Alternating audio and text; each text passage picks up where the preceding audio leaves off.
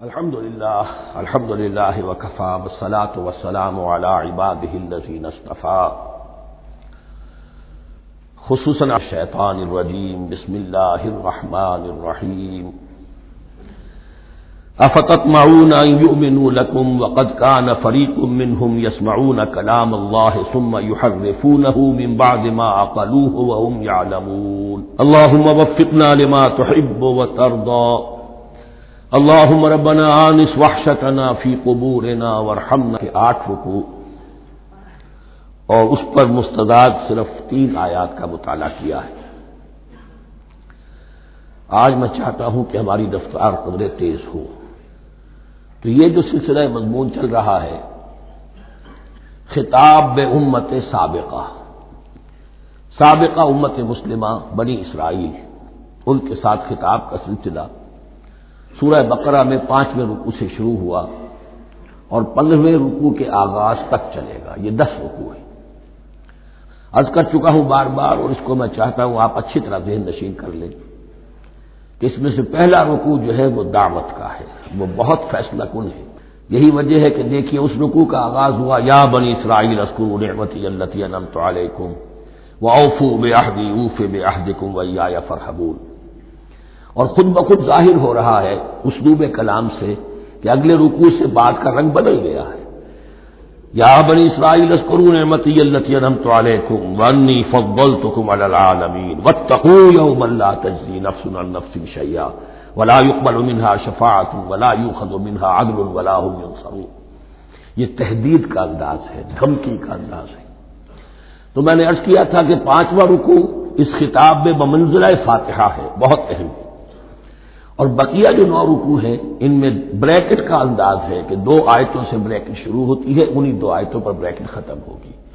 یہ ملامت کا خطاب ہے اور ان کے خلاف ایک مفصل فرض قرارداد جرم جو ہے وائد کی گئی ہے، جس کے نتیجے میں وہ اس منصب سے معزول کر دیے گئے جس پر 2000 برس سے فائز تھے، اور ان کی جگہ پر اب امت محمد، نئی امت مسلمہ علی صاحب الصلاۃ والسلام، اب اس کا نصب، اس کی انسٹالیشن اور اس کی انسٹالیشن سیریمنی کے طور پر تحویل قبلہ کا معاملہ۔ یہ ربط کلام اگر سامنے نہ رہے تو انسان کھو جاتا ہے قرآن مجید کی طویل صورتوں کو پڑھتے ہوئے کہ بات کہاں سے چلی تھی، کدھر جا رہی ہے، کیا ربط ہے، کیا تعلق ہے، سیاق کلام کیا ہے۔ اس کو میں اس لیے بار بار، حالانکہ مجھے معلوم ہے کہ وقت کم ہے لیکن میں اس چیز کو زیادہ اہمیت دے رہا ہوں۔ اب ان 9 رکوعوں کے مضامین میں کچھ تو واقعات ہیں، تم نے یہ کیا، تم نے یہ کیا، تم نے یہ کیا، ظاہر بات ہے ترجمہ تو کرنا ہوگا، کچھ مختصر وضاحت بھی کرنی ہوگی، لیکن ان کے تفصیل میں جانے کی ضرورت نہیں ہے۔ لیکن آپ نے دیکھا کہ کچھ واقعات کے بعد پھر کچھ ایسے یونیورسل ٹروتھس بیان ہوئے ہیں، ایسے عظیم حقائق کہ جو ابدی حقائق ہیں، ان کا کسی وقت سے، کسی قوم سے، کسی خاص گروہ سے تعلق نہیں، وہ تو اصول ہیں، سنت اللہ ہم انہیں کہہ سکتے ہیں، یہ اللہ کے جو عام قوانین ہیں، قواعد ہیں اس کائنات میں۔ ایک تو قوانین ہے طبعیہ، فزیکل لاز، ایک مورل لاز ہے کہ جو اس دنیا میں اللہ تعالیٰ کی طرف سے کار فرما ہے۔ تو جہاں وہ مورل لاز آتے ہیں جنہیں آپ کہا کرتے تھے جب بچپن میں کہانی پڑھی اور کہانی کے بعد لکھا اس کا مورل لیسن کیا ہے، اس کہانی سے سبق کیا حاصل ہوا، تو تھوڑے تھوڑے وقفے کے بعد وہ آیات آتی ہیں کہ جو اس گویا کہ اس سلسلہ کلام کے اندر یہ انتہائی اہمیت کی حامل ہے، اس لیے کہ وہ یونیورسل اہمیت کی حامل ہے، اور ان میں در حقیقت ایک رہنمائی پوشیدہ ہے موجودہ امت مسلمہ کے لیے۔ مثلا جتنا حصہ ہم اب تک پڑھ چکے ہیں ان میں سے پہلے تو وہ آیت یاد کیجئے وَضُرِبَتْ عَلَيْهِمُ الذِّلَّةُ وَالْمَسْكَنَةُ وَبَاءُوا بِغَضَبٍ مِّنَ اللَّهِ۔ معلوم ہوا کہ ایسا ہو سکتا ہے کہ ایک امت مسلمان ہو، اس پر اللہ کے بڑے فضل ہوئے ہوں، بڑا اکرام ہوا ہو، بہت انعام ہوا ہو، پھر وہ اپنی بے عملی یا بد عملی کے باعث اللہ تعالیٰ کے غضب کی مستحق ہو جائے اور ذلت اور مسکنت اس پر تھوپ دی جائے۔ یہ ایک یونیورسل ٹروتھ وہاں سے نکل آیا کہ ہمیں سوچنا ہوگا، یہ ایک لمحہ فکریہ ہے امت مسلمہ کیا کہ کیا ہم تو کہیں آج اس پوزیشن میں نہیں ہیں۔ حدیث میں آپ کو سنا چکا ہوں لَيَأْتِيَنَّ عَلَىٰ أُمَّتِي مَا أَتَىٰ عَلَىٰ بَنِي إِسْرَائِيلَ حَسْبَ النَّعْلِ بِالنَّعْلِ۔ دوسرا اسی طرح کا یونیورسل ٹروتھ والا مقام تھا آخری جو ہم نے کل پڑھا ہے، ثُمَّ قَسَتْ قُلُوبُكُمْ وَهِيَ كَالْحِجَارَةِ أَوْ أَشَدُّ قَسْوَةً۔ کسی مسلمان امت کا یہ حال بھی ہو سکتا ہے کہ ان کے دل اتنے سخت ہو جائیں کہ سختی میں پتھروں کو اور چٹانوں کو مار دے جائے. یہ بھی ایک کیفیت ہے جو سامنے آئی. حالانکہ قوم وہ ہے انی فضلتکم علی العالمین، از کجا تاب کجا، لیکن یہ حقیقت بھی ہمارے سامنے آئی کہ یہ چیزیں جو ہیں اپنی جگہ پر امکانات میں سے ہیں. البتہ یہاں ایک بات میں عرض کر دوں کہ اس قساوت قلبی میں پوری امت برابر مسلط جو ہے مبتلا نہیں ہوا کرتی. اس میں امت کے جو قائدین ہوتے ہیں اور امت مسلمہ کے قائدین اس کے علماء ہوتے ہیں، سب سے زیادہ شدت کے ساتھ یہ خرابی ان میں آتی ہے. اس لیے کہ باقی لوگ تو پیروکار ہیں، پیچھے چلتے ہیں، وہ اعتماد کرتے ہیں کہ یہ ہے اللہ کی کتاب کے پڑھنے والے، یہ ہے تورات کے حامل، یہ جانتے ہیں، وہ ان کے پیچھے پیچھے چل رہے ہوتے ہیں. لیکن جو لوگ جان بوجھ کر اللہ کی کتاب میں تحریف کر رہے ہوں، انہیں تو پتا ہے ہم کیا کر رہے ہیں. جو لوگ جان بوجھ کر حق کو پہچان کر اس کا انکار کر رہے ہیں، انہیں تو پتا ہے کہ ہم کیا کر رہے ہیں. در حقیقت یہ سزا ان پر آتی ہے. یہ بات اب ان آیات میں جو آج ہم پڑھنے چلے ہیں بہت زیادہ واضح ہو جائے گی انشاءاللہ. فرمایا افتطمعون ان یؤمنوا لکم، تو اے مسلمانوں کیا تم یہ توقع رکھتے ہو کہ یہ ایمان لے آئیں گے تم پر، تمہاری بات مان لیں گے؟ ظاہر بات ہے مسلمانوں کو توقع تھی کہ مشرکین مکہ تو بہت دور تھے دین سے، توحید سے دور، رسالت کا کوئی تصور ہی نہیں، کتاب کوئی ان کے پاس تھی ہی نہیں. یہ تو یہود ہیں اور ان کے پاس تو کتاب رہی ہے، یہ موسیٰ کے ماننے والے ہیں، یہ توحید کے علم بردار ہیں، یہ آخرت کا بھی اقرار کرتے ہیں، تو ان کو جھٹپٹ مان لینا چاہیے. تو جو مسلمانوں کے دل میں، عام مسلمانوں کے دل میں جو حسن ظن تھا، اب در حقیقت یہ اس کو ایڈریس کیا جا رہا ہے. افتطمعون ان یؤمنوا لکم، تمہیں بڑی طمع ہے، کوشش ہے، تمہاری خواہش ہے، آرزو ہے، تمنا ہے، توقع ہے کہ یہ بات مان لے گے تمہاری. وَقَدْ كَانَ فَرِيقٌ مِّنْهُمْ يَسْمَعُونَ كَلَامَ اللَّهِ ثُمَّ يُحَرِّفُونَهُ مِن بَعْدِ مَا عَقَلُوهُ وَهُمْ يَعْلَمُونَ. جبکہ حال یہ ہے کہ ان میں سے ایک جماعت، ایک گروہ وہ بھی ہے کہ جو اللہ کے کلام کو سن کر پھر اس میں تحریف کرتا رہا ہے، اس کے بعد کہ اس کو سمجھ لیتا تھا اور اچھے جان بوجھ کر تحریف کرتا تھا. اب ظاہر بات وہ گروہ کون ہوں گے؟ علماء ہی تو ہیں نا. عام آدمی تو تحریف نہیں کر سکتا تھا، تحریف کرنے والے تو علماء تھے. افتؤمنون ان یؤمنوا لکم وقد کان فریق منهم یسمعون کلام اللہ ثم یحرفونہ من بعد ما عقلوہ وهم یعلمون. واذا لقوا الذین آمنوا قالوا آمنا. اب دیکھیے ایک بات بڑی عجیب سامنے آئے گی کہ جس طرح منافقین مسلمانوں میں تھے ایسے ہی منافقین یہود میں بھی تھے. یہود میں سے کچھ لوگ ایسے تھے کہ جن پر حق جب منکشف ہو گیا اور کچھ ان کی صالح فطرت بھی تھی، اب وہ آنا چاہتے تھے اسلام کی طرف، لیکن اپنے خاندان کو، گھر والوں کو، اپنے کاروبار کو، اپنے قبیلے کو چھوڑنا بھی ممکن نہیں تھا. اور قبیلوں کی سرداری جو ہے وہ ان کے علماء یہود کے پاس ہے. تو دل ان کے کچھ صاف ساتھ آ چکے تھے اہل ایمان کے، اور جب وہ اہل ایمان سے ملتے تھے تو کبھی کبھی باتیں بھی بتا کہ ہاں یہ بات جو محمد کہہ رہے یہ تورات میں لکھی ہوئی تھی، واقعی یہ بات یوں ہی تھی. اب اس کے بعد جب وہ جاتے تھے اپنے شیاطین کے پاس، وہی شیاطین ان کے علماء، ان کے بڑے سرکردہ لوگ، تو وہ جا کر انہیں ڈانٹ ڈپٹ کرتے تھے، بے وقوفو یہ کیا کر رہے ہیں تم، یہ بات بتا رہے انہیں تاکہ اللہ کے ہاں جا کر وہ تم پر حجت قائم کرے کہ انہیں پتا تھا اور پھر بھی انہوں نے نہیں مانا. اب یہ ان کا آپس کا مکالمہ ہو رہا ہے. وَإِذَا لَقُوا الَّذِينَ آمَنُوا قَالُوا آمَنَّا.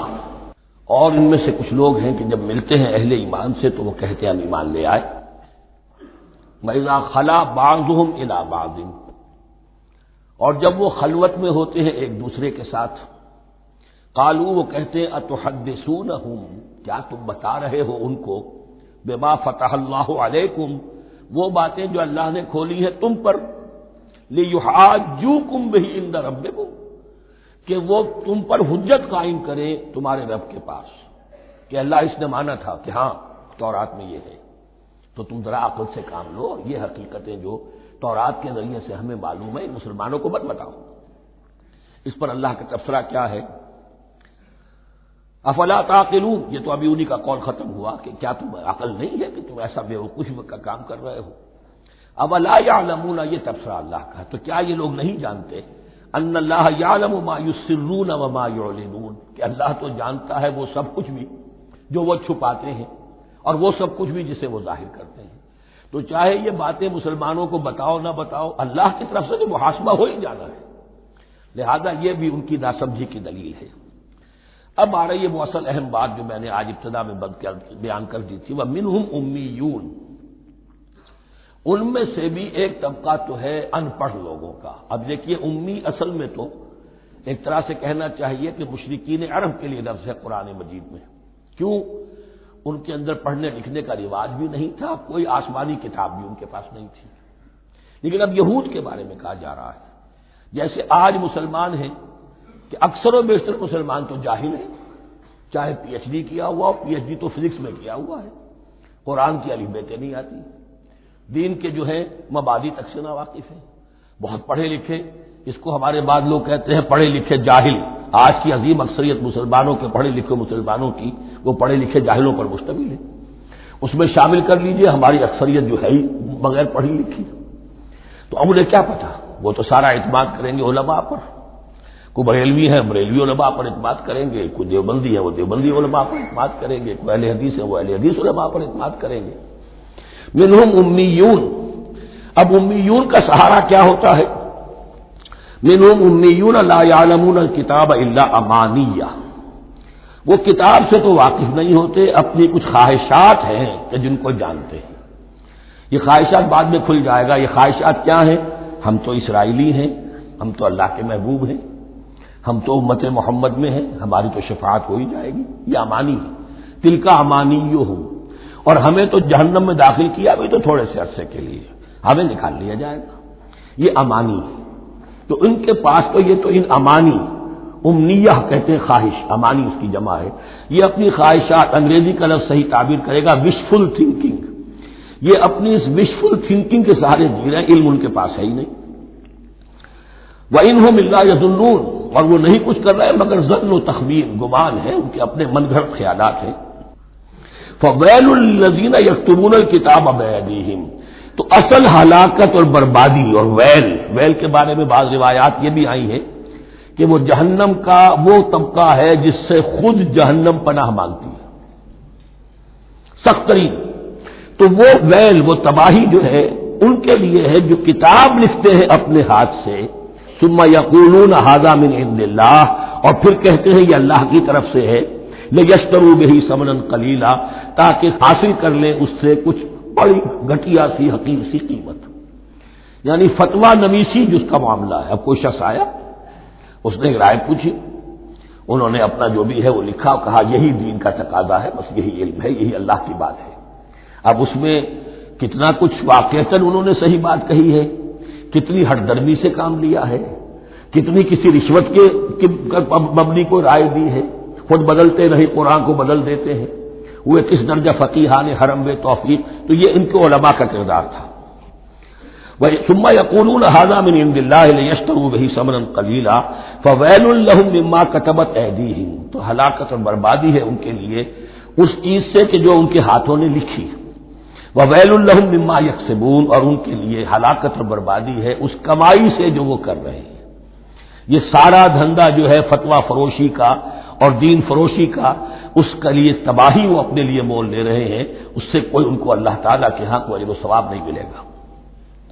وقالوا، اب یہ آگے امانی، وقالوا لن تمسنا النار الا ایاما معدودہ، وہ کہتے ہیں ہمیں تو آگ چھو ہی نہیں سکتی، ہاں گنتی کے چند دن، صرف یہ کہ دوسروں کی آنکھوں میں دھول جھونکنے کے لیے کہ کوئی اعتراض نہ کر دے اللہ ہمیں آگ میں پھینکا جا رہا اور ان کو نہیں پھینکا جا رہا، یہ ہم سے بھی بدتر تھے کردار میں، تو شاید ان کا منہ بند کرنے کے لیے چند دن کے لیے ہمیں جہنم میں ڈال دیں گے، پھر فوراً نکال لیں گے۔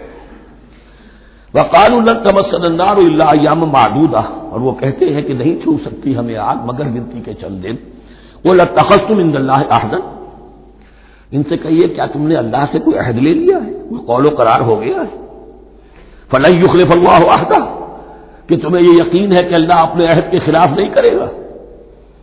ام تقولون علی اللہ ما لا تعلمون، یا تم اللہ کی طرف اس بات کی نسبت کر رہے ہو، تہمت جب لگا رہے ہو، جڑ رہے ہو یہ بات اللہ پر جو تم نہیں جانتے، جس کے لیے تمہارے پاس کوئی علم نہیں ہے۔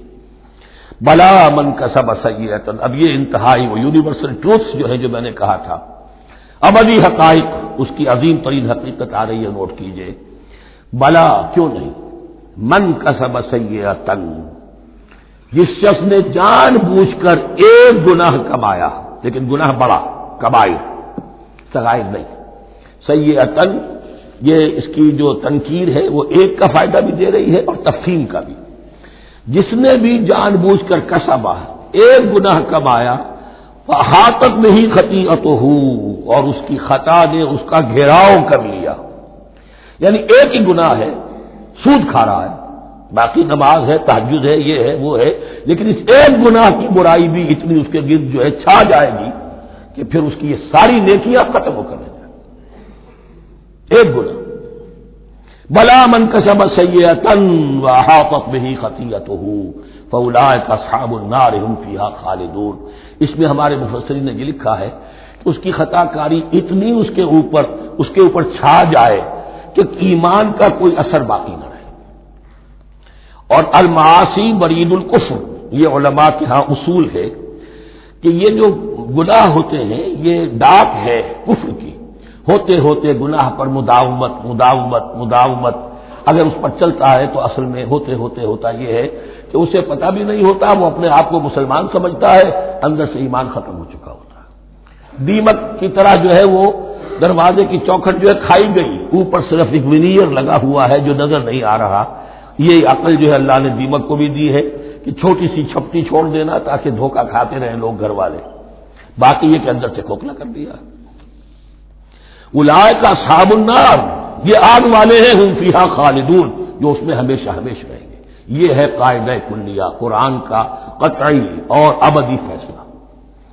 والذین آمنوا وعملوا الصالحات، ہاں اس کے برعکس جو لوگ ایمان لائیں اور نیک عمل کریں۔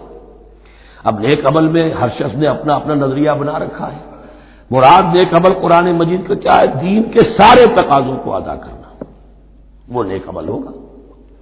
آپ نے ایک نیکی لے لی، یتیم خانہ کھول دیا، بڑی فاؤنڈیشن بنا دی، بیواؤں کا انتظام ہو رہا ہے، لیکن کاروبار میں سودی لین دین ہے، جھوٹ ہے، فریب ہے، دھوکہ ہے، سب چل رہا ہے، تو یہ نہیں ہے۔ دین کے تقاضے یہ بھی ہے کہ دین کو قائم کرنے کی جد و جہد میں لگو، اس کی شرائط پوری کرو۔ تو فرمایا والذین آمنوا وعملوا الصالحات اولئک اصحاب الجنہ هم فیہا خالدون، وہ ہیں جنت والے اور وہ اس میں ہمیشہ ہمیشہ رہیں گے۔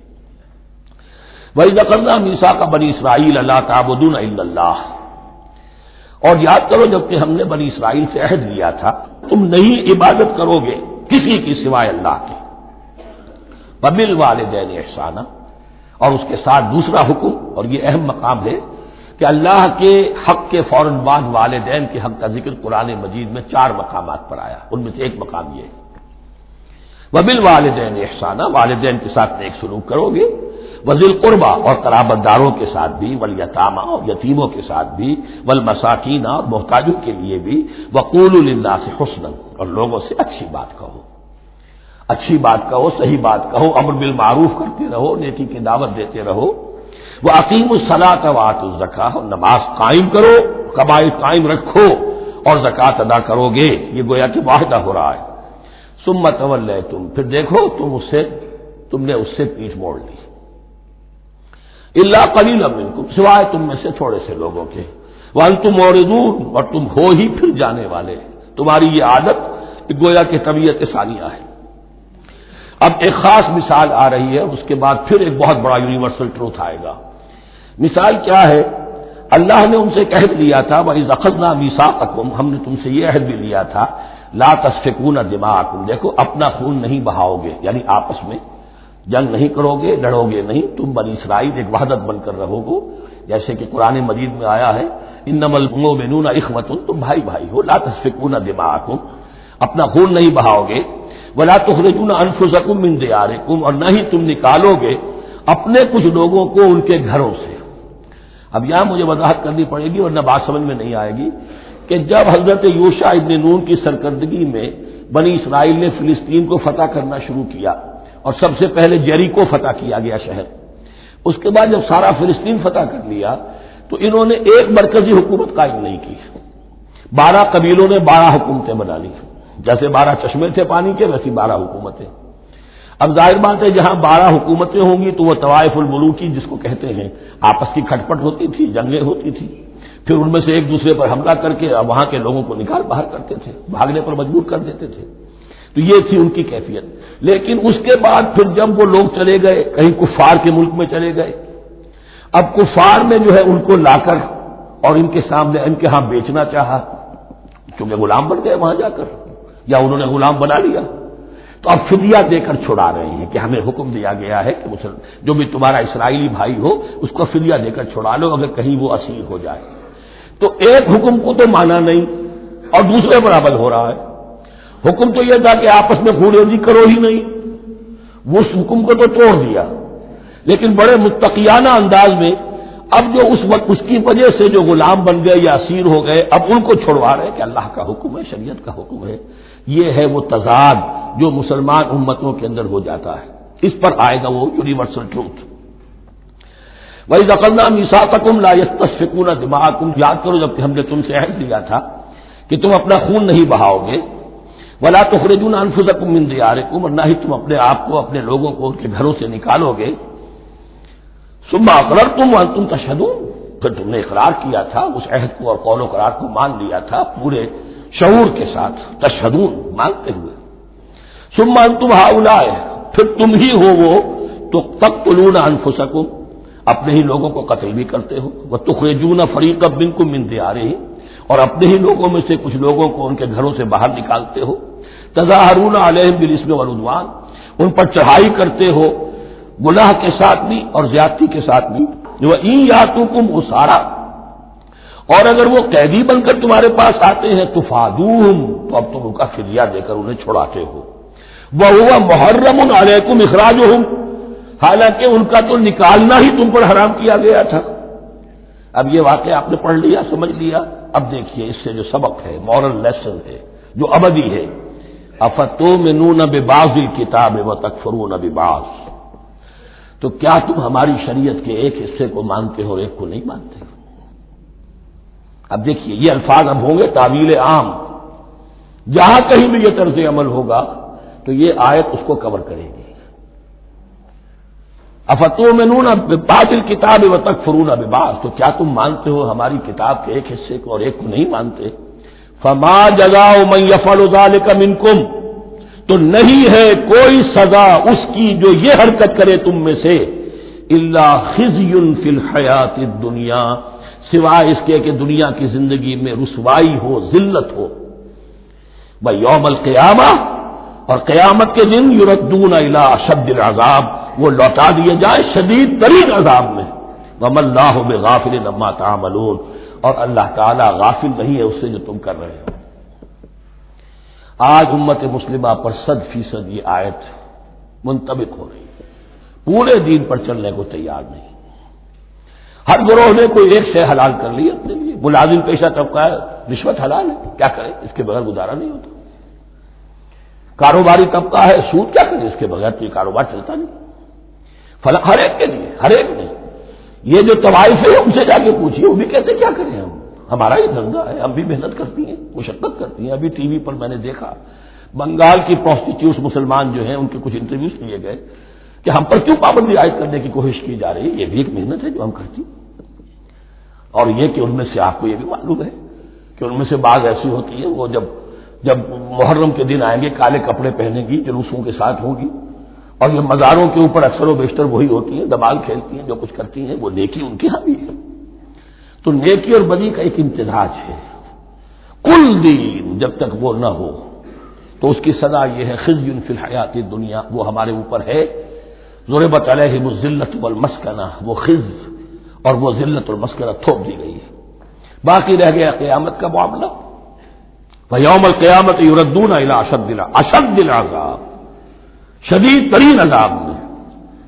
تو اپنے طرز عمل سے تو ہم اس کے مستحق ہو گئے ہیں. باقی اللہ تعالیٰ کی رحمت جو ہے دستگیری فرما لے اس کا اختیار ہے. لیکن دھمکی کا پھر انداز دیکھیے، وَمَا اللَّهُ بِغَافِلٍ عَمَّا تَعْمَلُونَ، اللہ غافل نہیں ہے اس سے جو تم کر رہے ہو. ہر سال عمرہ فرما کے آ رہے ہیں، کس رقم سے فرما کر آ رہے ہیں یہ اللہ کو معلوم ہے. یہ حلال سے کمائی تھی یا حرام سے؟ رمضان مبارک میں حرم میں پہلی صف میں جگہ ریزرو کرائی ہوئی ہے سیٹ صاحب نے، اور وہاں کے شرطوں کو بھی رشوتیں دیتے ہیں، اور وہ سمجھتے ہیں کہ ہم تو سارا نہا دھو کر آ گئے، سال بھر جو بھی حرام کمائی کی تھی سب پاک ہو گئی۔ اللہ نا واقف نہیں ہے، اللہ تمہاری داڑھیوں سے دھوکہ نہیں کھائے گا، اللہ تمہارے اماموں سے اور ابا اور قبا سے دھوکہ نہیں کھائے گا۔ He knows you through and through. He sees you through and through. وَمَا اللَّهُ بِغَافِلٍ عَمَّا تَعْمَلُونَ أُولَٰئِكَ الَّذِينَ اشْتَرَوُا الْحَيَاةَ الدُّنْيَا بِالْآخِرَةِ، یہ وہ لوگ ہیں جنہوں نے دنیا کی زندگی اختیار کر لی ہے آخرت کو چھوڑ کر۔ فَلَا يُخَفَّفُ عَنْهُمُ الْعَذَابُ وَلَا هُمْ يُنصَرُونَ، تو اب ان کے لیے نہ تو ان سے عذاب میں تخفیف کی جائے گی اور نہ ان کی کوئی مدد کی جائے گی۔ وَلَقَدْ آتَيْنَا مُوسَى الْكِتَابَ وَقَفَّيْنَا مِن بَعْدِهِ بِالرُّسُلِ، اور ہم نے موسیٰ کو کتاب دی تورات، اور قفینا من بعدہ بالرسل، اور پھر اس کے بعد پے بپے لگاتار ہم رسول بھیجتے رہے۔ ایک بات نوٹ کر لیجیے گا، لفظ رسول اور لفظ نبی میں کچھ فرق ہے، اس وقت تفصیل میں جانے کا موقع نہیں ہے، لیکن یہ تین جوڑے الفاظ کے ایسے ہیں قرآن مجید کی اصطلاحات کے کہ وہ تینوں مترادف کے طور پر بھی استعمال ہو جاتے ہیں اور علیحدہ علیحدہ اپنا مفہوم بھی رکھتے ہیں۔ اور اس کا ایک اصول یہ علماء نے بنایا ہے کہ اذا اجتمع تفرقا وَإِذَا تَفَرَّقَا اجتمعا، ایک ہے ایمان اور اسلام، اب یہ بھی مسلم مومن ایک ہی شے ہے، لیکن یہ کہ ایک شے تو نہیں ہے، کچھ فرق بھی ہے۔ کہیں جہاں ان دونوں الفاظ کو لایا جائے گا بالمقابل تو فرق نظر آ جائے گا، لیکن عام طور پر مسلم کی جگہ مومن، مومن کی جگہ مسلم استعمال ہو جائے گا۔ call the rose by any name it will smell as sweet۔ اس طرح جہاد اور قتال کا معاملہ ہے، دو الفاظ ہیں، مختلف ہیں، مفہوم جدا بھی ہے لیکن ایک دوسرے کی جگہ آ بھی جائیں گے۔ تیسرے نبی اور رسول، فرق ہے، ہر نبی رسول نہیں ہوتا، ہر رسول نبی ہے، یعنی نبی عام ہے، رسول خاص ہے۔ نبی کو جب کسی خاص قوم کی طرف معین طور پر بھیج دیا جاتا ہے تب وہ رسول ہو جاتا ہے، اس سے پہلے اس کی حیثیت ایک ولی اللہ کی ہے، بہت اعلیٰ درجے کا اللہ کا دوست اور ولی جس پر وحی آ رہی ہے۔ عام ولی اللہ میں اور نبی میں فرق یہ ہے، ان پر وحی آتی ہے، ان پر وحی نہیں آتی، لیکن اس نبی کو اگر اب آپ بھیج دیں گے کہ جاؤ اذهب الى فرعون، اب وہ رسول ہو گئے، جاؤ اب مدین کی طرف الى مدین اخاهم شعیبا، اب رسول ہو گئے۔ تو یہ فرق ہے نبی اور رسول کا۔ جیسے آپ کے ہاں CSP کاڈر ہے، اب وہ DC بھی لگ سکتا ہے، کہیں وہ جوائنٹ سیکرٹری لگا ہوا ہے، کہیں ناپسندیدہ آدمی ہے تو OSD لگایا ہوا ہے کہیں، لیکن اس کا کاڈر برقرار رہے گا، CSP تو ہے۔ اسی اعتبار سے ہر نبی ہر حال میں نبی ہے، لیکن اس کو اضافی کیفیت ملتی ہے رسول کی۔ اور ایک بات یہ نوٹ کر لیجئے، نبیوں کو قتل بھی کیا گیا ہے، رسول قتل نہیں ہو سکتے۔ اللہ کا فیصلہ یہ ہے کہ لَأَغْلِبَنَّ أَنَا وَرُسُلِي، میں اور میرے رسول تو غالب آ کر رہیں گے۔ جب بھی کسی قوم نے کسی رسول کی جان لینے کی کوشش کی ہے، اس قوم کو برباد کر دیا گیا اور رسول اور اس کے ساتھیوں کو بچا لیا گیا۔ یہ معاملہ ہوا ہے اللہ کا تمام رسولوں کے ساتھ، نبیوں کے ساتھ نہیں۔ حضرت یحییٰ نبی تھے، قتل کر دیے گئے۔ حضرت عیسیٰ رسول تھے، قتل نہیں کیے جا سکتے تھے، ان کو زندہ آسمان پر اٹھا لیا گیا، اب وہی دوبارہ آئیں گے۔ تو رسول جو ہے وہ قتل نہیں ہوتا، اور اسی اعتبار سے حضور کی بڑی گہری تمنا تھی، لَوَجَدتُّ أَنْ أُقْتَلَ فِي سَبِيلِ اللَّهِ ثُمَّ أُحْيَا ثُمَّ أُقْتَلَ ثُمَّ أُحْيَا، میری بڑی خواہش ہے میں اللہ کی راہ میں قتل ہو جاؤں، پھر زندہ کیا جاؤں، پھر قتل کیا جاؤں، پھر اللہ کی راہ میں پھر زندہ کیا جاؤں، پھر قتل کیا جاؤں، لیکن اللہ نے یہ خواہش آپ کی پوری نہیں کی، اس لیے کہ آپ اللہ کے رسول تھے۔ اب یہاں نوٹ کیجئے گا، یہاں لفظ رسول تو آ گیا ہے لیکن یہ نبی کے معنی میں ہے۔ قفینا من بعدہ بالرسل، اس لیے کہ رسول حضرت موسیٰ کے بعد حضرت عیسیٰ ہی ہے، درمیان میں پروفٹس ہیں، prophets of the Old Testament, یہ انبیاء ہیں، لیکن ان کے لیے لفظ رسول آ گیا ہے۔ وآتینا عیسی ابن مریم البینات وایدناہ بروح القدس، اور ہم نے عیسیٰ کو بڑی واضح نشانیاں دی، حصی معجزات جتنے حضرت مسیح کو دیے گئے ہیں ویسے اور کسی نبی کو نہیں دیے گئے، یہ بعد میں تذکرہ آ جائے گا سورہ آل عمران میں۔ اور ہم نے مدد کی ان کی روح القدس کے ساتھ، حضرت جبرائیل کی خاص تائید انہیں حاصل تھی۔ ظاہر بات ہے، میں نے عرض کیا ہے کہ جو معجزہ ہوتا ہے وہ کسی نبی کی اپنی طاقت سے اس کا ظہور نہیں ہوتا، رسول کی کسی طاقت سے، یا کرامت کسی ولی اللہ کے اپنے اختیار میں نہیں ہوتی، یہ اللہ کی طرف سے، اور اس کے لیے ظہور جو ہوتا ہے وہ فرشتوں کے ذریعے سے۔ ایدناہ بروح القدس، افکلما جاءکم رسول بما لا تهوى انفسکم، اب یہاں پر تبصرہ ہو رہا ہے جو بھی کچھ یہود نے کیا حضرت مسیح کے ساتھ، وہ چونکہ معلوم ہے اس کا تذکرہ نہیں کیا، صرف اس پر تبصرہ ہو رہا ہے۔ تو جب بھی کبھی تمہارے پاس کوئی رسول آیا، بما لا تهوى انفسکم، وہ چیز لے کر جو تمہارے جیوں کو، تمہارے من کو بھائی نہیں، اچھی نہیں لگی، استکبرتم، تم نے استکبار کیا، وہی استکبار جو عزازیل نے کیا تھا اور ابلیس بن گیا، ابا واستکبر، استکبرتم ففریقا کذبتم وفریقا تقتلون، تو کچھ کو تو تم نے صرف ان کی تردید ہی کی اور کچھ کو تم نے قتل بھی کیا، تقتلون، تو یہ انبیاء کے قتل ہو سکتا ہے۔ اور نمبر 2 ایک رائے یہ دی گئی ہے تقتلون جو ہے، قتل تم نہیں آیا ہے، یہ فعل مضارع ہے، اور فعل مضارع کے اندر ایک فعل جاری رہتا ہے، ختم نہیں ہوتا، گویا کہ تم قتل کرنے کی کوشش کرتے رہے۔ بعض لوگوں کی تو جان کے در پہ ہو گئے۔ وقالوا قلوبنا غلف، اور انہوں نے کہا ہے کہ ہمارے دل تو غلافوں کے اندر بند ہیں۔ یہ اس کو ملائیے پہلی آیت جو آج ہم نے پڑھی ہے، افتطمعون ان یؤمنوا لکم، تو اے مسلمانوں کیا تم یہ توقع رکھتے ہو اور چاہتے ہو کہ یہ تمہاری بات مان لیں گے؟ ان کی اس خواہش کے جواب میں جو وہ کہتے تھے وہ یہ قول ہے، وقالوا قلوبنا غلف، ہمارے دل خلافوں میں ہے، میاں تمہاری بات ہم پر اثر نہیں کر سکتی، جاؤ کسی اور سے بات کرو۔ آج بھی آپ کو یہ الفاظ سننے کو مل جائیں گے، قلوبنا غلف، ہمارے دل تو غلافوں میں ہے، بڑے مضبوط ہیں، مستحکم ہیں، تمہاری بات اس میں گھر کر ہی نہیں سکتی۔ بل لعنہم اللہ بکفرہم، یہ ہے تبصرہ، جس کو یہ کہہ رہے ہیں کہ ہمارے دل محفوظ ہیں اور غلافوں میں ہیں، حقیقت میں تو ان پر لعنت ہو چکی ہے اللہ کی طرف سے ان کے کفر کی وجہ سے۔ فقلیلا ما یؤمنون، تو واقعتاً اب کم ہی ہوں گے ان میں سے جو ایمان لائیں گے۔ ولما جاءہم کتاب من اللہ مصدق لما معہم، اب یہاں پر ذکر ہو رہا ہے خود حضور صلی اللہ علیہ وسلم کا، اور جب آ گئی ان کے پاس کتاب اللہ کے پاس سے، یعنی یہ قرآن، مصدق لما معہم، جو اس کی تصدیق کرتے ہوئے آیا جو ان کے پاس ہے۔ میں اس کی وضاحت کر چکا ہوں، قرآن ایک طرف تصدیق کرتا ہے تورات اور انجیل کی، اور دوسری طرف وہ مصداق بن کر آیا ہے تورات اور انجیل کی پیشن گوئیوں کا۔ وَكَانُوا مِن قَبْلُ يَسْتَفْتِحُونَ عَلَى الَّذِينَ كَفَرُوا، اور ان کا حال یہ تھا کہ وہ آخری کتاب اور آخری نبی کے حوالے اور واسطے سے اللہ تعالیٰ سے فتح کی دعائیں کیا کرتے تھے کافروں کے خلاف۔ ہوتا کیا تھا کہ یہ 3 قبیلے مدینے میں آ گئے کہ جو یہودی تھے، بنو قینقاع، بنو نضیر اور بنو قریظہ، اسی میں وہاں رہتے تھے اوس اور خزرج جو یمن سے آئے تھے، اصل عربی قبائل تھے، پھر آس پاس کے قبائل بھی تھے، وہ سب کے سب امیین میں سے تھے، ان کے پاس نہ کوئی کتاب، نہ کوئی شریعت، نہ کسی نبوت سے آگاہ۔ اب ان کے آپس میں جب لڑائیاں ہوتی تھیں اور یہ مار کھاتے تھے، سرمایہ دار تھے، دولت والے تھے، عام طور پر بزدل تھے، لہذا جب بھی کبھی مقابلہ ہوتا تھا مار کھاتے تھے، تو وہاں یہ کہا کرتے تھے کہ ابھی تو تم ہمیں مار لیتے ہو، دبا لیتے ہو، نبی آخری زمان کی آنے کا وقت آ چکا ہے، وہ نئی کتاب لے کر آئیں گے، جب وہ آئیں گے ہم ان کے ساتھ ہو کر جب تم سے جنگ کریں گے تو تم ہمیں شکست نہیں دے سکو گے، ہمیں فتح حاصل ہوگی۔ اور دعا کیا کرتے تھے اللہ اس نبی آخر الزمان کا ظہور جلد ہو تاکہ اس کے واسطے سے اور اس کے ذریعے سے اس کے صدقے ہمیں فتح مل سکے، یہ دعائیں تھیں۔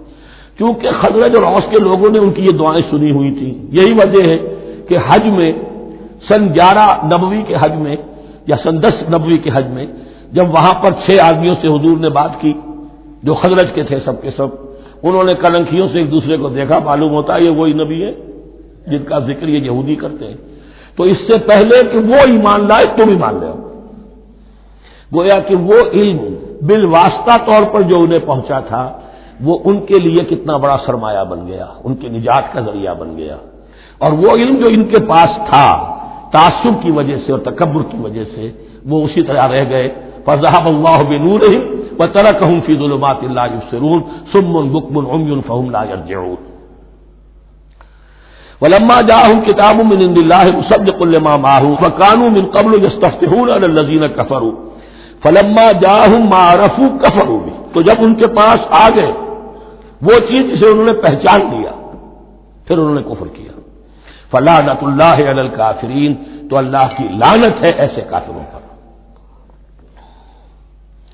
بئس ما اشتروا بہ انفسہم، ان یکفروا بما انزل اللہ بغیا ان ينزل اللہ من فضلہ علی من یشاء من عبادہ، بہت بری شے ہے جس کے عوض کہ انہوں نے اپنی جانوں کو فروخت کر دیا، یعنی دنیا کا حقیر سا نفع، یہاں کی حقیر سی مسندیں، یہاں کا جو بھی چودراہٹیں ہیں، جو بھی ان کی حیثیت ہے، صرف اس کا قربانی دینے کو تیار نہیں، یہی تو سبب ہے، اس کی وجہ سے کفر کر رہے ہیں پہچان کر۔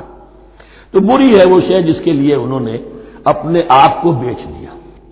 ان یکفروا، کہ وہ کفر کر رہے ہیں اس وجہ سے، بما انزل اللہ بغیا، جو اللہ نے نازل فرمایا ہے، اور کفر کیوں کر رہے ہیں؟ اس زندم زندہ میں ان ينزل اللہ من فضلہ علی من یشاء من عبادہ، کہ اللہ تعالیٰ نے نازل کر دیا ہے اپنے اس فضل میں سے اپنے بندوں میں سے جس پر چاہا۔ وہ اس امید میں تھے کہ وہ اسرائیلی ہی ہوگا۔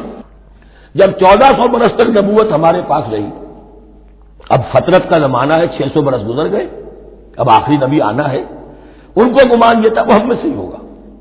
یہاں یہ ہوا کہ یہ رحمت اللہ کی اور یہ فضل جو ہے بنی اسماعیل پر ہو گیا۔ اس کی وجہ سے زدم زدہ بغین، اس بغین کے لفظ کو اچھی طرح نوٹ کر لیجئے، یہ اختلاف جو ہوتا ہے دین میں، اس کا اصل سبب یہ بغین کا لفظ آئے گا بار بار قرآن مجید میں۔ یہ بغین کیا ہے؟ جسے عہد حاضر کے ایک خاص جو مکتب فکر ہے سائیکالوجی کا، ایڈلر کا، اس میں یہ قرار دیا گیا ہے کہ انسان کے جو موٹیوز ہیں، جو اس کا انسٹنکٹس ہیں، ان میں ایک بہت پاورفل موٹیو جو ہے to dominate, urge to dominate. میں اس کی بات کیوں مانوں، یہ کیوں نہ میری مانے، یہ ڈومینیشن۔ تو بغین، بغیا کے معنی بھی ہے حد سے بڑھنا، تجاوز کرنا۔ تو وہ اپنی حد سے بڑھ کر دوسروں کے اوپر روب گاجنے کے لیے یہ سارا انہوں نے کیا، اس وجہ سے کہ بنی اسماعیل کے ایک شخص محمد صلی اللہ علیہ وسلم پر اللہ تعالیٰ نے یہ رحمت نازل فرما دی۔ فباؤوا بغضب علی غضب، تو وہ لوٹے غضب پر غضب لے کر، یعنی تہ برتہ غضب ہے ان پر اللہ تعالیٰ کا۔ وللکافرین عذاب مہین، اور ایسے کافروں کے لیے اہانت آمیز، مہین اہانت سے بنا ہے، اہانت آمیز عذاب ہے۔ وَإِذَا قِيلَ لَهُمْ آمِنُوا بِمَا أَنزَلَ اللَّهُ، اور جب ان سے کہا جاتا ایمان لاؤ اس پر جو اللہ نے نازل فرمایا، قَالُوا نُؤْمِنُ بِمَا أُنزِلَ عَلَيْنَا، ہم ایمان رکھتے ہیں اس پر جو ہم پر نازل ہوا۔ وَيَكْفُرُونَ بِمَا وَرَاءَهُ، اور وہ کفر کر رہے ہیں جو اس کے پیچھے ہے۔ انہوں نے انجیل کا کفر کیا، حضرت مسیح کو نہیں مانا۔ انہوں نے محمد کا کفر کیا ہے صلی اللہ علیہ وسلم، اور قرآن کو نہیں مانا۔ وَهُوَ الْحَقُّ مُصَدِّقًا لِمَا مَعَهُمْ، اور وہ کفر کر رہے ہیں حالانکہ وہ حق ہے، سچ ہے، درست ہے، اور تصدیق کرتے ہوئے آیا ہے اس کی جو ان کے پاس ہے۔ قل، اے نبی ان سے کہیے، فَلِمَ تَقْتُلُونَ أَنبِيَاءَ اللَّهِ، یہاں وہ لفظ واضح ہو گیا، تو پھر کیوں تم قتل کرتے رہے ہو اللہ کے نبیوں کو، من قبل، اس سے پہلے۔ ایسے ہی حق پرست ہو، ایسے ہی جو کچھ تم پر نازل کیا گیا اس پر ایمان رکھنے والے ہو، تو تم نے نبیوں کو کیوں قتل کیا؟ تم نے زکریا کو کیوں قتل کیا علیہ الصلوۃ والسلام؟ تم نے یحییٰ کو کیوں قتل کیا علیہ الصلوۃ والسلام؟ تمہارے تو ہاتھ جو ہے نبیوں کے خون سے آلودہ ہیں۔ فَلِمَ تَقْتُلُونَ أَنبِيَاءَ اللَّهِ مِن قَبْلِ إِن كُنتُم مُّؤْمِنِينَ، اگر واقعتاً تم ایمان والے ہو۔ وَلَقَدْ جَاءَكُم مُوسَىٰ بِالْبَيِّنَاتِ، تمہارے پاس موسیٰ آئے تھے کھلی تعلیمات لے کر، واضح معجزے لے کر۔ ثُمَّ اتَّخَذْتُمُ الْعِجْلَ مِن بَعْدِهِ، پھر تم نے اس کے بعد اس کی غیر حاضری میں بچڑے کو اپنا معبود بنا لیا۔ وَأَنتُمْ ظَالِمُونَ، اور تم ظالم ہو۔ وَإِذْ أَخَذْنَا مِيثَاقَكُمْ وَرَفَعْنَا فَوْقَكُمُ الطُّورَ، یاد کرو جب کہ ہم نے تم سے عہد لیا تھا اور تمہارے اوپر کوہ طور کو معلق کر دیا تھا۔ خُذُوا مَا آتَيْنَاكُمْ بِقُوَّةٍ، پکڑو اس کو مضبوطی کے ساتھ جو ہم نے تمہیں دیا ہے۔ وَاسْمَعُوا، اور سنو۔ قَالُوا سَمِعْنَا وَعَصَيْنَا، انہوں نے کہا ہم نے سنا اور نافرمانی کی۔ یہ ان کی ایک اور بیماری تھی، الفاظ کو ذرا سا چکر دے کر ایسے پڑھنا کہ مفہوم جو ہے بالکل بدل جائے۔ کوئی اعتراض کرے تو کہے گا کوئی شخص کہ اپنے کانوں کا جا کے میل نکلوائیے، میں نے تو اطعنا کہا تھا، آپ کو آسیدہ سننے میں آ گیا۔ لیکن وہ اپنے لوگ جو ہوتے تھے ان کے منافقوں کے، اور آپس میں جو ہوتے تھے وہی منافق اس وقت حضرت موسیٰ کے ساتھ کردار تو ایک ہی رہا ہمیشہ سے۔ اس کردار کے لوگ جو ہے یہ حرکتیں کرتے تھے، اور پھر ان سے سرزنش کی جاتی کہ بھائی ہم نے تو کہا تھا سمعنا واطعنا، آپ کے اپنی سماعت میں کوئی خلل ہوگا۔ قالوا سمعنا وعصینا، ہم نے سنا اور ہم نے رد کیا، نافرمانی کی۔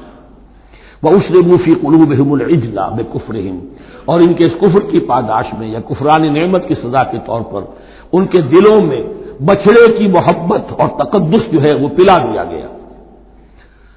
قُلْ بِئْسَ مَا يَأْمُرُكُم بِهِ إِيمَانُكُمْ إِن كُنتُم مُّؤْمِنِينَ، کہیے ان سے بری ہیں یہ باتیں، برا ہے وہ جس کا کہ حکم دے رہا ہے تمہیں تمہارا ایمان کے ساتھ یہ حرکتیں، ان کنتم مومنین، اگر تم مومن ہو تو کیا ایمان کے ساتھ یہ حرکتیں ممکن ہوتی ہیں؟ قل ان كانت لكم الدار الآخرة عند الله خالصة من دون الناس فتمنوا الموت ان كنتم صادقين۔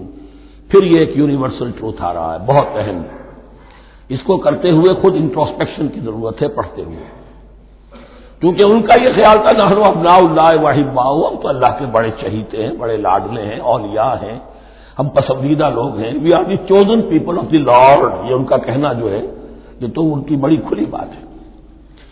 اور ان کا کہنا ہے کہ آخرت کا گھر تو ہمارے لیے ہے ہی ہے، اٹھا لو۔ اب دیکھیے لٹمس ٹیسٹ ان کے سامنے رکھا جا رہا ہے، لیکن یہ لٹمس ٹیسٹ میرے اور آپ کے لیے بھی ہے۔ قل ان كانت لكم الدار الآخرة عند الله خالصة من دون الناس، اے نبی ان سے کہیے کہ اگر تمہارے لیے آخرت کا گھر اللہ کے پاس خالص کر لیا گیا ہے دوسرے لوگوں کو چھوڑ کر، یعنی تمہاری ریزرویشن ہو چکی ہے وہاں، تمہارے لیے تو جنت ہی جنت ہے، فتمنوا الموت ان کنتم صادقین، تو اگر تم سچے ہو تو تمہیں موت کی تمنا کرنی چاہیے، موت کی تمنا کرو۔ اگر اتنا ہی یقین ہے جنت میں داخل ہونے کا تو دنیا میں رہنا تم پر گراں ہونا چاہیے۔ یہاں کی تو بہت سی کلفتیں ہیں، بہت سی محنتیں ہیں، مشقتیں ہیں، کتنی کتنی کوفت اٹھانی پڑ جاتی ہے۔ یقین اگر ہو کہ آخرت ہے اور وہاں میرا مقام جنت میں ہے تو زندگی تو لائبلٹی معلوم ہونی چاہیے، ایسٹ معلوم نہیں ہونا چاہیے۔ پھر تو دنیا سجن نظر آنی چاہیے، جیسا کہ حدیث میں فرمایا گیا الدنیا سجن المومن و جنت الکافر، یعنی کم سے کم یہ کہ دنیا میں زیادہ رہنے کی آرزو تو نہ ہو، یہ کم سے کم ہے۔ آخرت پر ایمان، اور اگر اپنا معاملہ اللہ کے ساتھ خلوص پر ہے، دھوکے بازی پہ نہیں ہے، بل الانسان علی نفسہ بصیرہ، ہر انسان کو معلوم ہے میں کہاں کھڑا ہوں، آپ کا دل آپ کو بتا دے گا آپ اللہ کے ساتھ دھوکے بازی کر رہے ہیں یا آپ کا معاملہ اللہ کے ساتھ خلوص و اخلاص پر مبنی ہے۔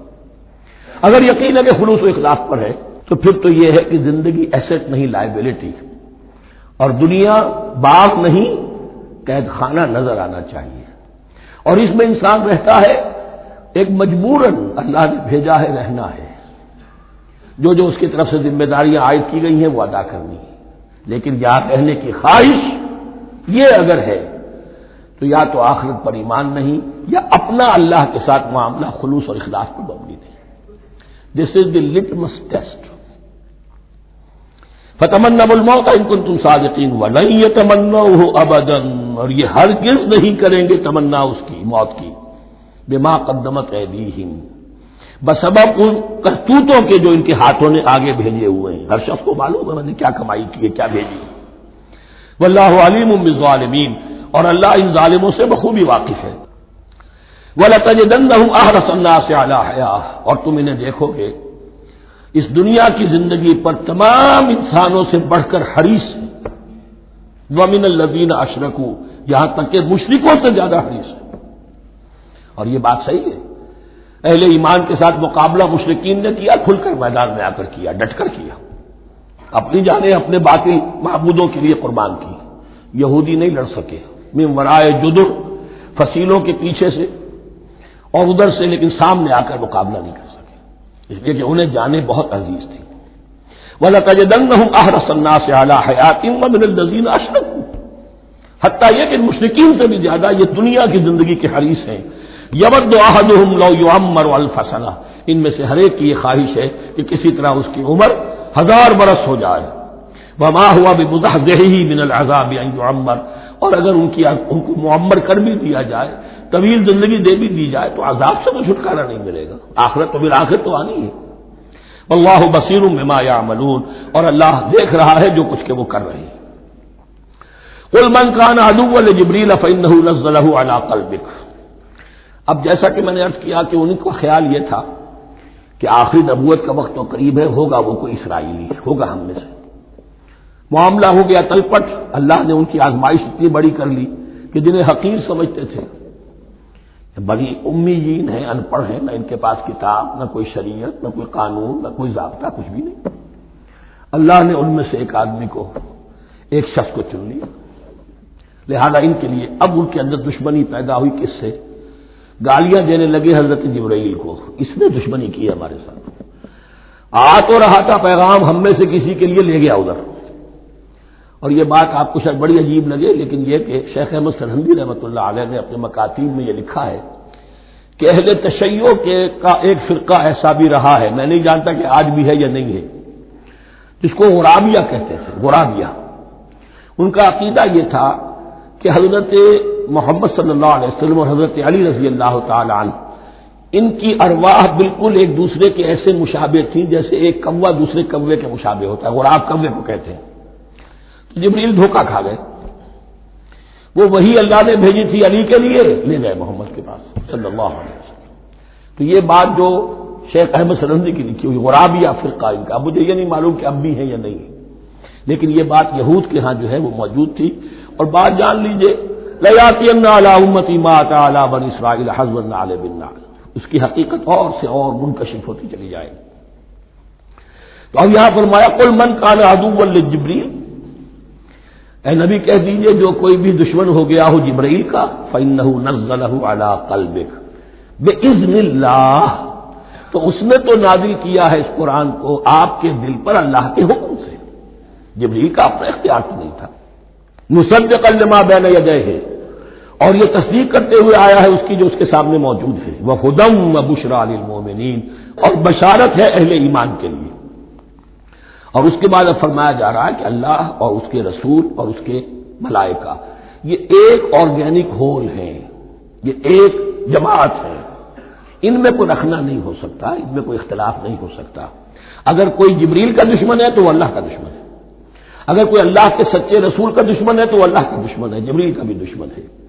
من کان عدوا للہ وملائکتہ ورسلہ وجبریل ومیکال فإن اللہ عدو للکافرین، تو کان کھول کر سن لو، جو کوئی بھی دشمن ہے اللہ کا اور اس کے فرشتوں کا اور اس کے رسولوں کا اور جبرائیل کا اور میکائیل کا، تو اللہ تعالیٰ کی طرف سے بھی اعلان ہے کہ اللہ ایسے کافروں کا دشمن ہے۔ وَلَقَدْ أَنزَلْنَا إِلَيْكَ آيَاتٍ بَيِّنَاتٍ، اور اے نبی ہم نے آپ کی طرف نازل کر دی ہے روشن آیات۔ وَمَا يَكْفُرُ بِهَا إِلَّا الْفَاسِقُونَ، اور انکار نہیں کرتے ان کا مگر وہی کہ جو سرکش ہے۔ وَمَا يُضِلُّ بِهِ إِلَّا الْفَاسِقِينَ، تیسرے رکوع میں جو سورہ بقرہ کے الفاظ آئے تھے۔ أَوَكُلَّمَا عَاهَدُوا عَهْدًا نَبَذَهُ فَرِيقٌ مِّنْهُمْ، تو جب بھی کبھی انہوں نے کوئی عہد کیا، اللہ سے میثاق کیا، اللہ کے رسولوں سے کوئی عہد کیا، نَبَذَهُ فَرِيقٌ مِّنْهُمْ، ان میں سے ایک گروہ نے اس معاہدے کو پھینک دیا اٹھا کر۔ بل اکثرهم لا یؤمنون، بلکہ ان کی اکثریت جو ہے ایمان سے خالی ہے، جیسا کہ حال آج امت مسلمہ کا ہے۔ مسلمان ہے، ایمان حقیقی، ایمان قلبی، یقین والا ایمان وہ کتنوں کو حاصل ہے؟ ڈھونڈ اب ان کو چراغ رخ زیبا لے کر۔ وَلَمَّا جَاءَهُمْ رَسُولٌ مِّنْ عِندِ اللَّهِ مُصَدِّقٌ لِّمَا مَعَهُمْ نَبَذَ فَرِيقٌ مِّنَ الَّذِينَ أُوتُوا الْكِتَابَ، پھر وہی بات، اور جب آئے ان کے پاس اللہ کی طرف سے ایک رسول یعنی محمد صلی اللہ علیہ وسلم، مصدق لما معہم، اور تصدیق کرتے ہوئے آئے ہیں اس کی جو ان کے پاس موجود ہے، ان کے ساتھ ہے، نبذ فریق من الذین اوتوا الکتاب کتاب اللہ وراء ظہورہم، ان کی ایک گروہ، ان کی ایک جماعت نے اللہ کی کتاب کو اپنی پیٹھوں کے پیچھے پھینک دیا، کأنہم لا یعلمون، گویا کہ وہ جانتے ہی نہیں، انجانے سے ہو کر رہ گئے تھے، ہمیں کچھ پتہ نہیں۔ ان کے عوام پوچھتے ہوں گے کیا یہ وہی نبی ہے جن کا ذکر تم نے کیا بڑے کوئی یقین سے نہیں کہہ سکتے، کچھ نہیں، ابھی دیکھیں گے، تیل دیکھو، تیل کی دھار دیکھو، کأنہم لا یعلمون، جیسے انہیں علم نہیں ہے۔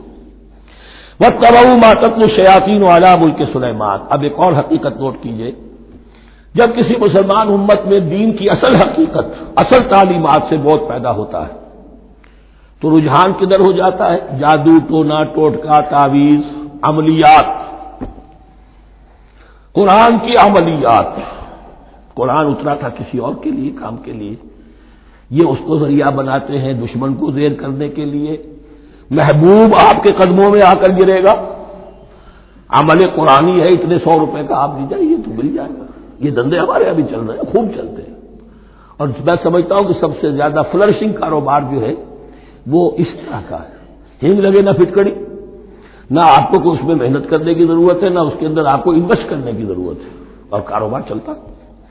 تو وہاں بھی کیا ہوا، وہ تباہ، جب دین کی اصل حقیقت کو دور پھینک دیا، انہوں نے پیروی کی اس کی ما تتلو الشیاطین علی ملک سلیمان، جو شیاطین جن جو تھے، علی ملک سلیمان سے مراد ہے علی عہد ملک سلیمان، حضرت سلیمان کے زمانے میں چونکہ اللہ تعالی نے ان جنات کو حضرت سلیمان کے تابع کر دیا تھا، تو وہاں پر چونکہ ان کا اب جو ہے کوئی میل جول زیادہ تھا لوگوں کے ساتھ، تو وہ انہیں کچھ اس قسم کی چیزیں سکھاتے رہتے تھے، گویا کہ اندر سے تخریب کاری۔ وَاتَّبَعُوا مَا تَتْلُو الشَّيَاطِينُ عَلَىٰ مُلْكِ سُلَيْمَانَ وَمَا كَفَرَ سُلَيْمَانُ وَلَٰكِنَّ الشَّيَاطِينَ كَفَرُوا، اور سن لو سلیمان نے کبھی کفر نہیں کیا، بلکہ یہ شیاطین تھے کہ جو کفر کرتے تھے۔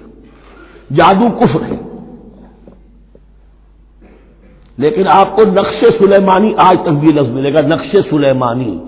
آج بھی مسلمان بھی ان چیزوں کو حضرت سلیمان کی طرف منسوب کر رہے ہیں، وہ ظلم اب بھی جاری ہے۔ وما کفر سلیمان ولکن الشیاطین کفروا یعلمون الناس السحر، وہ لوگوں کو جادو سکھاتے تھے۔ وما انزل علی الملکین ببابل ہاروت و ماروت، اور جو کچھ نازل کیا گیا 2 فرشتوں پر، ہاروت اور ماروت پر، بابل میں۔ بابل یہ ہے پرانا عراق، بیبلونیا۔ نبوکدنضر بھی بیبلونیا کا بادشاہ تھا، نمرود بھی بیبلونیا کا بادشاہ تھا۔ عراق کے بادشاہوں کا لقب ہی تھا نمرود، نواردہ اس کی جمع ہے۔ تو حضرت سلیمان کی حکومت جب تھی تو وہاں پر یہ لوگ جنات جو ہیں وہ اس قسم کی تخریب کاری کر رہے تھے، تو اللہ تعالیٰ نے آخری آزمائش کے لیے 2 فرشتوں کو زمین پر اتارا، اور وہ انسانی شکل میں لوگوں کو جادو سکھاتے تھے، بتاتے بھی جاتے تھے دیکھو جادو کفر ہے، ہم سے مت سیکھو، لیکن اس کے باوجود لوگ سیکھتے تھے، تو گویا کہ ان پر اتمام حجت ہو گیا کہ اب ان کے اندر خباثت جو ہے پوری طریقے سے گھر کر چکی ہے۔ وما يعلمان من احد، اور وہ نہیں سکھاتے تھے کسی کو بھی، حتی یقولا انما نحن فتنۃ فلا تکفر، یہاں تک کہ وہ کہہ دیتے تھے کہ دیکھو ہم تمہاری آزمائش کے لیے بھیجے گئے ہیں، ہم فتنہ ہیں، تو تم کفر مت کرو۔ فیتعلمون منہما ما یفرقون به بین المرء وزوجہ، تو وہ سیکھتے تھے ان دونوں سے وہ شے کہ جس کے ذریعے سے تفریق کر سکے ایک شخص اور اس کی بیوی کے درمیان، تفرقہ ڈالنا گھروں کے اندر، فساد۔ اب بھی یہ عورتوں کے اندر یہ کام بڑی تیزی کے ساتھ چلتے ہیں، تعویذ اور دھاگے اور کیا کوئی گنڈے چلتے ہیں۔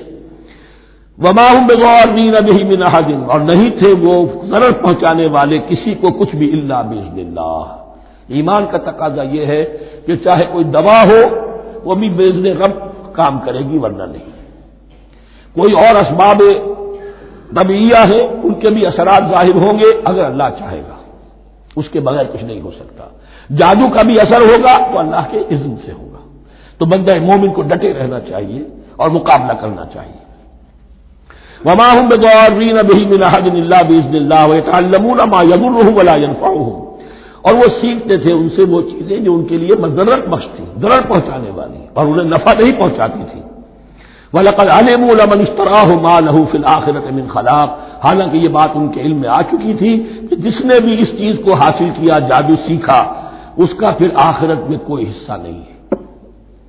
وَلَبِئْسَ مَا شَرَوْا بِهِ أَنفُسَهُمْ، اور بری تھی وہ چیز جس کے لیے انہوں نے اپنے آپ کو فروخت کر دیا، لَوْ كَانُوا يَعْلَمُونَ، کاش کہ انہیں علم ہوتا۔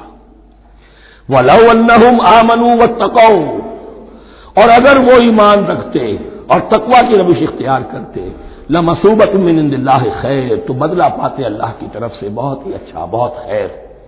لَوْ كَانُوا يَعْلَمُونَ، کاش کہ ان کو معلوم ہوتا۔ یا ایھا الذین آمنوا لا تقولوا راعنا وقولوا انظرنا واسمعوا، اب ایک اور مثال ان کی، وہ تو تھے منافقین بنی اسرائیل جن کا ذکر ہوا، سمعنا وعصینا۔ اب یہاں یہ منافقین جو یہاں پر مسلمانوں میں شامل ہو گئے تھے، یہود کے زیر اثر لوگ، اور آ گئے ہیں مسلمانوں میں بھی، اب ان کا معاملہ کیا تھا؟ جب حضور صلی اللہ علیہ وسلم کی محفل میں بیٹھتے تھے تو جیسے ہوتا ہے آپ نے کوئی بات فرمائی تو اگر فرض کیجئے کہ ادھر کے لوگوں نے نہیں سنی، بات سمجھ میں نہیں آئی، تو وہ ان سے درخواست کرتے تھے رعاینا، حضور ذرا ہماری رعایت کیجئے، بات کو دوبارہ دہرا دیجئے، ہماری سمجھ میں نہیں آیا۔ اب اس کا وہ کیا کرتے تھے یہودی یا یہ ان کے یہودیوں کے زیر اثر منافقین، رعاینا، اے ہمارے چرواہے، گویا کہ دل میں خوش ہو رہے ہیں، خباثت نفس اس کو غذا مل رہی ہے، ہم نے تو رعاینا کہہ دیا۔ کسی نے اگر ٹوک دیا، بابا میں نے رعاینا کہا تھا، معلوم ہوتا آپ کی سماعت میں اس کو خلل پیدا ہو چکا ہے، یہ انداز۔ تو مسلمانوں سے کہا جا رہا ہے، یہ واحد آیت ہے اس پورے سلسلے میں جس میں خطاب یا ایھا الذین آمنوا سے ہے، لیکن اصل میں روئے سخن اب بھی بنی اسرائیل کی شرارت ہے۔ یا ایھا الذین آمنوا لا تقولوا رعاینا وقولوا انظرنا واسمعوا، دیکھو تم اس لفظ ہی کو چھوڑ دو، اے اہل ایمان تم مت کہا کرو رعاینا، تم کہا کرو انظرنا، اے نبی ہماری طرف توجہ فرمائیے یا ہمیں مہلت دیجیے۔ نظر کے دونوں معنی ہیں، دیکھنا ہمیں دیکھیے، اور انتظار بھی اسی سے بنا ہے، ذرا سی مہلت دیجیے۔ واسمعوا، اور دوسرے یہ کہ توجہ سے سنا کرو تاکہ دوبارہ پوچھنے کی ضرورت ہی پیش نہ آئے۔ وللکافرین عذاب الیم، اور ان کافروں کے لیے تو دردناک عذاب ہے۔ ما یود الذین کفروا من اہل الکتاب ولا المشرکین ان ینزل علیکم من خیر من ربکم، اور نہیں چاہتے وہ لوگ کہ جنہوں نے کفر کیا ہے اہل کتاب میں سے اور مشرکین میں سے بھی، کہ نازل ہو تم پر کوئی بھی خیر تمہارے رب کی طرف سے۔ یہ اہل کتاب بھی اور مشرکین مکہ بھی یہ جل رہے ہیں حسد میں، حسد کی آگ میں، کہ یہ کلام پاک تمہیں کیوں دے دیا گیا، یہ آخری منصب نبوت کا جو ہے خاتم النبیین، یہ منصب جو ہے یہ انہیں کیوں مل گیا۔ وہ نہیں چاہتے کہ کوئی بھی خیر اللہ کی طرف سے تمہیں ملے۔ واللہ یختص برحمتہ من یشاء، حالانکہ یہ اللہ کا پریروگیٹو ہے، اللہ کا فیصلہ ہے، اللہ خاص کر لیتا ہے اپنی رحمت کے لیے جس کو چاہے، یہ اس کا فیصلہ ہے۔ واللہ ذو الفضل العظیم، اور اللہ تعالیٰ بڑے فضل والا ہے۔ ما ننسخ من آیۃ او ننسھا نأت بخیر منھا او مثلھا، ہم نہیں منسوخ کرتے کسی بھی آیت کو یا اسے بھلواتے۔ ایک تو ہے ننسخ، منسوخ کر دینا، ایک ہے حافظے سے ہی کسی کے محو کر دینا۔ ما ننسخ من آیۃ او ننسھا نأت بخیر منھا، تو ہم اس کی جگہ پر اس سے بہتر لے آتے ہیں، او مثلھا یا ویسی ہی لے آتے ہیں۔ الم تعلم ان اللہ علی کل شیء قدیر، کیا تم یہ نہیں جانتے کہ اللہ تعالیٰ ہر چیز پر قدرت رکھتا ہے، اسے ہر شے کا اختیار ہے۔ الم تعلم ان اللہ لہ ملک السماوات والارض، کیا تم نہیں جانتے کہ اللہ کے لیے ہی اختیار مطلق ہے، بادشاہی ہے آسمانوں اور زمین کی۔ وما لکم من دون اللہ من ولی ولا نصیر، اور نہیں ہے تمہارے لیے اللہ کے سوا کوئی بھی نہ ولی اور نہ مددگار۔ بارک اللہ لی ولکم فی القرآن العظیم ونفعنی وإیاکم بالآیات والذکر الحکیم۔